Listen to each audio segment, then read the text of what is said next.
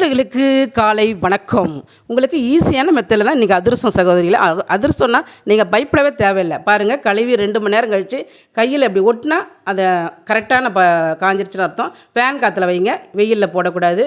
நான் வந்து மிஷினில் அரைச்சி ஜலிச்சு மாவை வழுத்தி நல்லா ஒரு பக்கம் எடுத்து வச்சுக்கலாம். அதாவது ஃபேன் காற்றுலேருந்து காய வைக்கக்கூடாது. மாவு ஈரப்பதமாக தான் இருக்கணும். நீங்கள் பாத்திரத்தில் எடுத்திங்கன்னா ஒரு பாத்திரம் மாவுன்னா முக்கால் பாத்திரம் வெல்லம் நீங்கள் அது கரெக்டாக எடுத்துங்க. 2 கிலோ அரிசினா 1.5 கிலோ வெல்லம். இப்படி தான் நான் அளவு போடுற சகோதரிகளே. இது கரெக்டான அளவாக இருக்கும். பாவு பதம் பாருங்கள், இப்படி தான் இருக்கணும். கரெக்டாக இதை மாதிரி எடுத்துங்க. எப்படி இருக்குது பார்த்தீங்களா? இது உங்களை பார்த்தீங்கனாலே ஈஸியாக வந்துடும். இந்த மாதிரி பாவு பதம் பார்த்து எடுத்துங்க சகோதரிகளே. வெல்லத்தை வந்து நான் காய்ச்சி வடிகட்டி தான் எடுத்திருக்கேன். அதில் வந்து எள்ளு சேர்த்துருக்கேன், சால்ட் சேர்த்துருக்கேன், ஏலக்காய் பொடி, சுக்கு பொடி. நல்லா டேஸ்ட் எடுத்து கொடுக்கும் சகோதரிகளே. கீழே எடுத்து வச்சு உக்காந்துக்கலாம். நல்லா கிளறி விட்டுட்டு உங்களுக்கு இந்த மாதிரி பாருங்கள் எவ்வளோ கரெக்டாக இருக்குது பார்த்தீங்களா? இப்போயே போடலாம். இதுதான் திட்டம். கரெக்டாக இருக்கும் பாருங்கள் சகோதரிகளே. இன்றைக்கி போட போகிறதில்ல. இது வந்து நான் 3 நாள் கழித்து தான் போடுவேன்.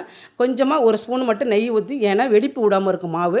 3 நாள் கழித்து இன்றைக்கி ஒரு வேறு பாத்திரத்தில் எடுத்து போட்டு நல்லா ஒரு சப்பாத்திக்கு பசிக்கிற மாதிரி அந்த மாவை பிசைஞ்சிக்கலாம் சகோதரிகளே. பார்த்தீங்களா, உங்களுக்கு சூப்பராக வந்துருச்சு. இவ்வளோ தான் சகோதரிகளே. எவ்வளோ ஈஸியாக இருக்குது பார்த்தீங்களா? அவ்வளோ கரெக்டாக இருக்கும் உங்களுக்கு. பாருங்கள், இந்த சைஸில் தான் நான் எடுத்திருக்கேன். உங்களுக்கு தேவையான சைஸில் நீங்கள் எடுத்துங்க. இதில் இலையும் எடுத்துக்கலாம். நான் வந்து இன்றைக்கி எண்ணெய் கவர் எடுத்திருக்கேன் சகோதரிகளே.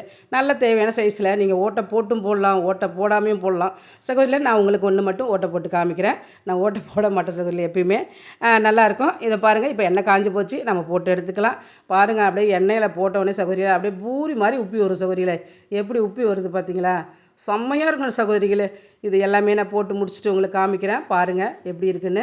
நல்லாயிருக்கும். அவருங்க வீடே மணக்குது. நல்லா கபகபன்னு செம்ம வாசனை சகோதரிகளே.